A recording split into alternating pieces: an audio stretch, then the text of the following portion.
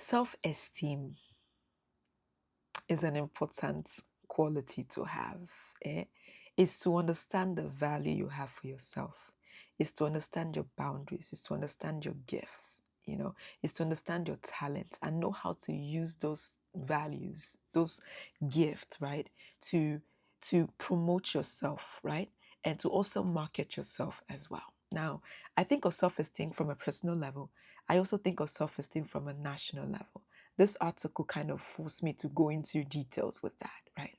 Now, listen, a conference was held called the Down and Under Conference, African Down and Under. And basically, it is a conference where people within the mining sector, leaders within the mining sectors, are coming in to set laws to benefit their own people. So, West African leaders are looking to have higher taxes, they're looking to have local content, and they're also looking to promote their own value, right, within their country. So basically to put Africa first, to put their respective countries first, because that's what everybody else has been doing. Now, the gist is this. Legal experts are saying that this sudden change would cause investors to not want to invest on the continent, right?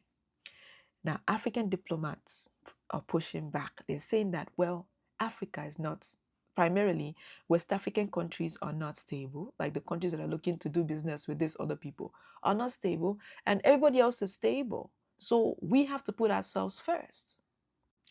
That is where that national esteem comes from, right? That national, I put national self-esteem, is this. If you don't know your value, I'm telling you, if you don't know your worth, if you don't know how capable you are, if you haven't sit down and analyze yourself and say, yes, I can do that. Yes, I have those qualities, right? You would get thrown anywhere and everywhere. People would use you as they pleased.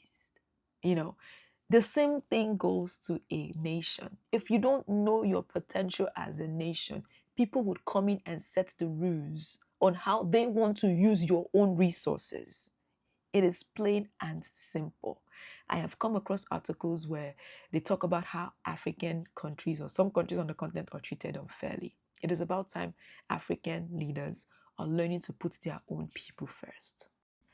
As as as far as I know, the minerals that we're speaking about, mining, whatever, it's only found on the continent. Or you can find it everywhere else, but in terms of abundance, it's only found on the continent. So that's where I'm leaving this conversation. What are your thoughts on this one? Crazy, right? And what is my name?